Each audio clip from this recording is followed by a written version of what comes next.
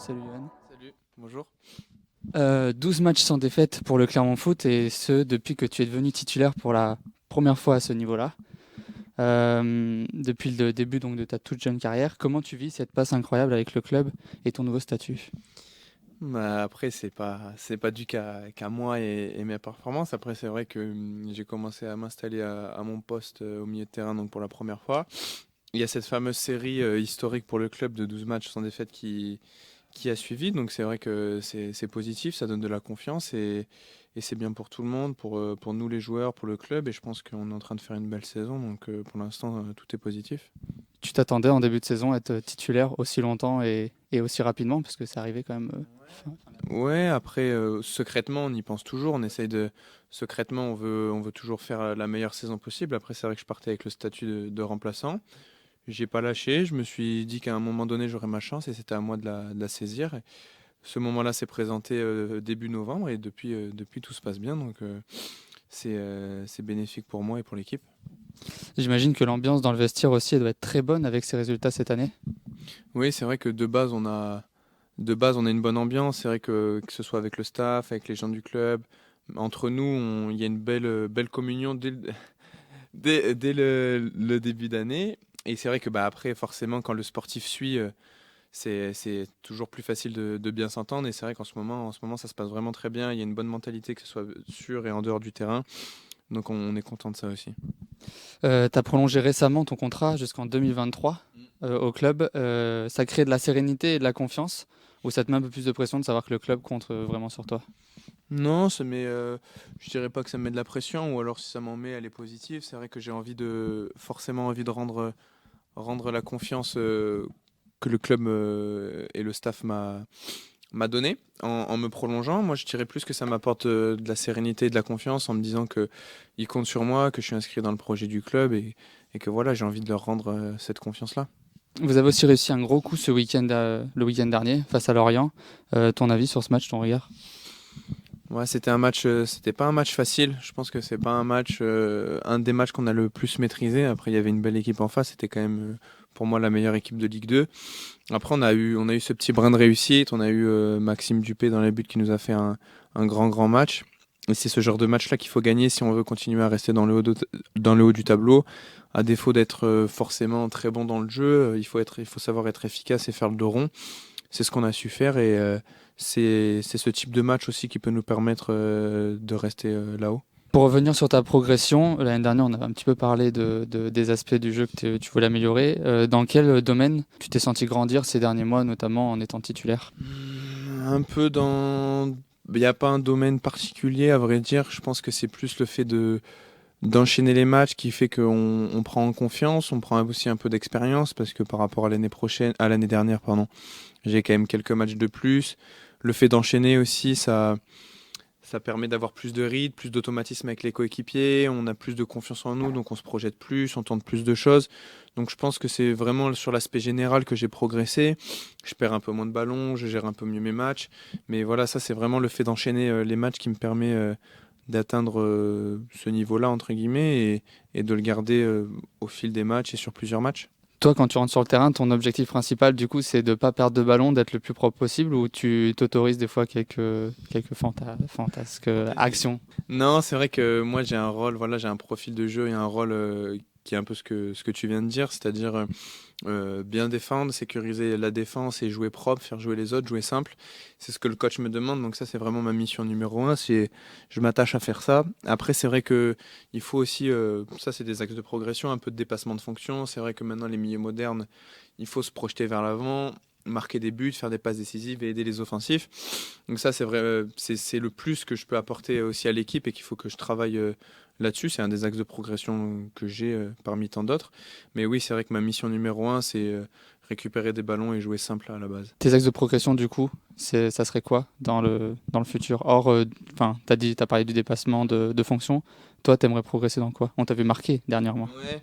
Oui, oui, ben voilà. Ben après, je pense que l'axe de progression, j'en ai quand même beaucoup. J'ai beaucoup de points à améliorer, que ce soit par exemple si on est vraiment très technique, que ce soit mon pied faible, mon jeu de tête, un peu mon jeu long également, ma prise de risque. Mais c'est plus le dépassement de fonction, je pense que je peux apporter encore plus offensivement, me projeter plus, faire plus d'efforts vers l'avant.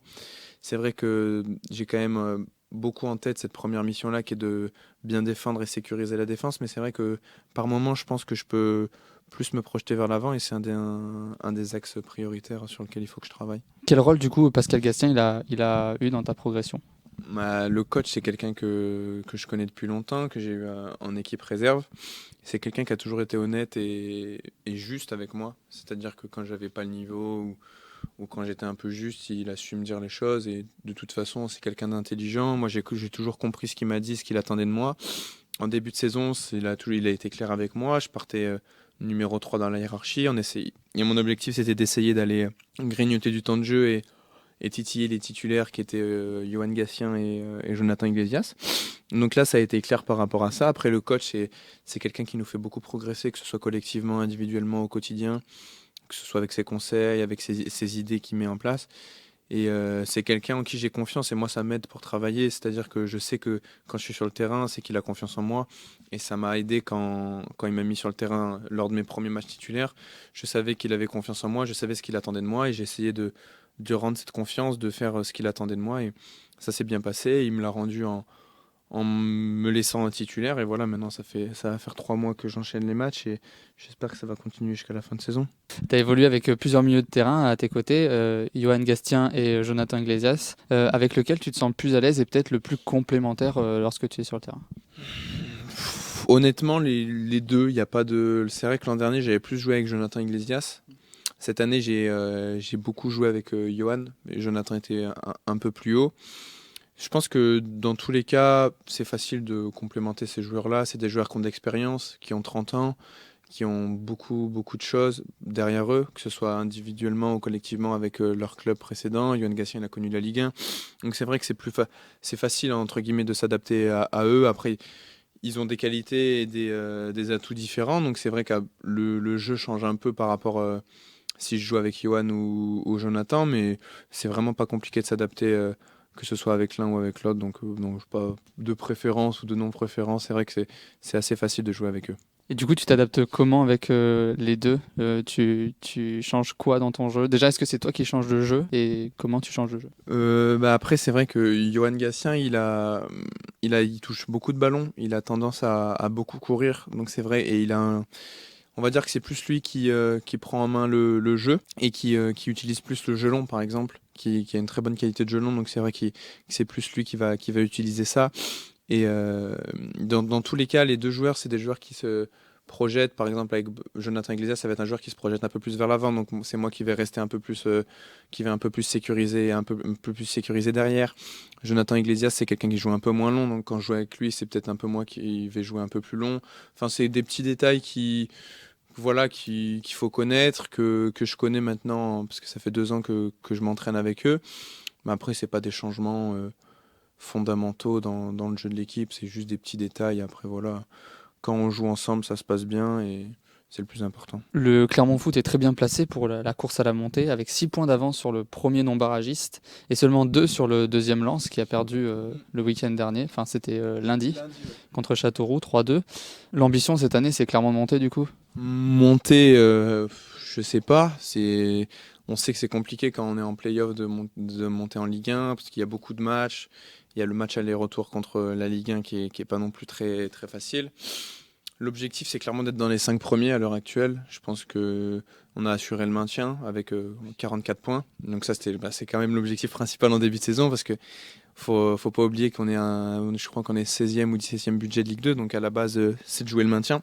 On l'a assuré le plus tôt possible, c'est ce qu'on a fait. Maintenant, on est en position pour jouer les 5 premières places. On va essayer de s'accrocher et de rester dans ces 5 places. Donc l'objectif, c'est les 5 premières places. Après, la montée en Ligue 1, je pense qu'on verra à la fin de saison. Toi, du coup, ton ambition sur cette fin de saison, c'est de rester titulaire, c'est de marquer plus de buts, c'est de qualifier le club grâce à tes performances? Non, c'est sûr que c'est de rester titulaire. On va pas se mentir, maintenant que je suis lancé, j'ai envie de jouer, j'ai envie de continuer à être titulaire. Ça, c'est pour le côté personnel. Après, pour le côté collectif, voilà, c'est de permettre à l'équipe de réaliser des bonnes performances, de prendre des points surtout et d'aider l'équipe à être dans les 5 premiers. Donc après, de toute façon, l'un l'un est lié à l'autre. Si je fais des bonnes performances, je vais continuer à être titulaire. Et si je fais des bonnes performances, je vais pouvoir aider l'équipe à gagner des points et à viser ses playoffs. Donc de toute façon, le collectif et l'individuel sont toujours liés dans le foot. Donc voilà, les deux seront importants et à moi de tout faire pour réaliser ces deux objectifs. Tu es très attaché aussi à ce club, puisque tu es natif de Clermont.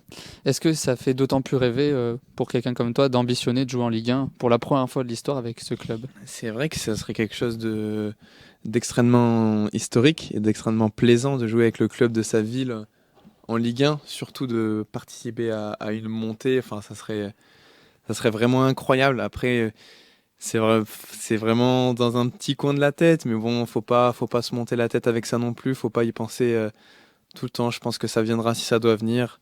Déjà, faire jouer au club ses premiers playoffs, ça serait quelque chose de beau, je pense. Donc, on va se concentrer sur ça. Et puis après, si on peut avoir la petite cerise sur le gâteau à la fin d'année, pourquoi pas, mais ça va être compliqué quand même. On a vu un autre club qui, pour lui, pour le coup, est très mal en Ligue 1, c'est Saint-Étienne. Est-ce que toi, tu rêverais d'un barrage Clermont-Saint-Étienne? Ah, c'est sûr que ça serait... déjà, si on était en barrage contre la Ligue 1, ça serait positif. Alors après, que ce soit Saint-Étienne ou une autre équipe, j'ai pas forcément de préférence. Je pense que Saint-Étienne, malgré tout, a quand même des joueurs de très grosse qualité, a des joueurs, a une équipe pour jouer les premiers rôles en Ligue 1 ou au moins la première partie de tableau. Donc je pense que ils sont pas à leur place. Après, s'ils sont à cette place-là aujourd'hui, c'est pas non plus pour rien, mais je pense que ça attirerait beaucoup de monde. Ça ferait en quelque sorte un derby. Je pense que ça pourrait être un gros match, oui. Après, je vais pas mentir en disant que Saint-Étienne fait peur quand même. Donc, je sais pas si ce serait une bonne ou une mauvaise chose, mais en tout cas, ça serait stimulant pour la région et ça serait intéressant pour tout le monde, ouais. Il y a aussi le retour de la Ligue des Champions cette semaine. Tu vois qui gagner la Ligue des Champions? Alors, on est assez tôt dans l'année, mais un petit pronostic. Ah, c'est compliqué, hein. C'est compliqué. J'aurais dit Liverpool, mais ils sont mal en point, même si je pense qu'ils vont passer, même s'ils ont perdu 1-0 hier. Allez, on va dire, je vais dire le Real. Je vais dire le Real parce qu'ils ont l'expérience. Je trouve que ils sont redevenus une grosse équipe en championnat avec Hazard qui revient. Ils ont l'expérience de cette compétition-là. On voit que même le Paris Saint-Germain, qui par exemple sur le papier est une équipe monstrueuse, a peut-être un peu un manque d'expérience européen à ce niveau-là, à gérer les matchs, et c'est beaucoup d'expérience, je pense, en Ligue des Champions. Je pense que le Real a cette expérience-là. Après, c'est vraiment compliqué de désigner un vainqueur, mais je dirais le Real. Puis j'aime bien Zidane aussi, donc voilà. Et par rapport à ton style de jeu, à ta vision du football, j'imagine que tu as une vision soit offensive, soit défensive, etc. Dans quelle équipe tu rêverais actuellement d'évoluer, si tu en avais la possibilité? Alors moi, à la base, j'avais une vision défensive du football un peu, entre guillemets, où je préférais gagner 1-0 que 4-3. Après, c'est vrai que depuis que je connais et que je joue avec le coach Gastien, c'est vrai que j'ai une vision différente du football. C'est vrai que c'est plaisant d'avoir le ballon justement de prendre du plaisir à conserver le ballon et à jouer simple mais avec le ballon. À l'heure actuelle, une équipe moi je prends beaucoup de plaisir à avoir joué Liverpool parce que je trouve qu'ils utilisent beaucoup les latéraux et je trouve que c'est une des seules, enfin c'est une des équipes qui le fait le plus, et pour moi c'est un poste très utile dans le football, et je trouve qu'ils sont très complets, c'est-à-dire qu'ils peuvent marquer un but sur coup de pied arrêté, ils peuvent marquer un but sur attaque rapide avec un long ballon devant, ils peuvent marquer un but en faisant 15 passes. Je trouve que c'est une des équipes les plus complètes qui utilisent tous les postes du football, que ce soit les latéraux, même le gardien on a vu qui a fait une passe décisive à Salah il y a quelques semaines. Donc je trouve que c'est une équipe très complète qui a beaucoup de cordes à leur arc. Donc voilà, que ce soit avec des attaques rapides, placées, coups de pied arrêtés. Donc moi je pense que j'aimerais jouer à Liverpool actuellement, même si c'est pas possible malheureusement. Un petit mot sur le Paris FC qui arrive vendredi. Qu'est-ce que tu penses de cette équipe et surtout sur quel point ils vont pouvoir vous ennuyer et vous allez pouvoir les ennuyer? Je pense que c'est une équipe qui, depuis janvier, a retrouvé un peu de confiance et des résultats, qui a des super joueurs individuellement, que ce soit avec Jérémy Ménez, Pitropa, Lopez. Enfin, ils ont vraiment des bons joueurs individuellement, donc je pense que c'est une équipe qui peut nous mettre en danger sur les contres. Si on n'est pas équilibré à la perte de balle, on peut être vite en danger. C'est une équipe également athlétique, donc sur les coups de pied arrêtés, je pense que c'est aussi une de leurs forces. Après, je pense qu'on va pouvoir les mettre en danger par notre style de jeu, c'est-à-dire que si on commence à les priver de ballon, Je pense que c'est des joueurs qui, au bout d'un moment, vont plonger physiquement ou vont pas trop défendre sur 90 minutes. Donc je pense qu'on aura des solutions à ce niveau-là. Après, à nous d'être rigoureux à la perte de balle et d'être patient avec le ballon. Eh ben, un verdict du coup vendredi à 22h et quelques. Euh, Merci à toi en tout cas pour ce temps et puis bonne chance pour le prochain. Et puis merci beaucoup. Et puis venez au stade du coup et puis écoutez Radio Campus et voilà, tout le monde sera content. C'est clair, merci.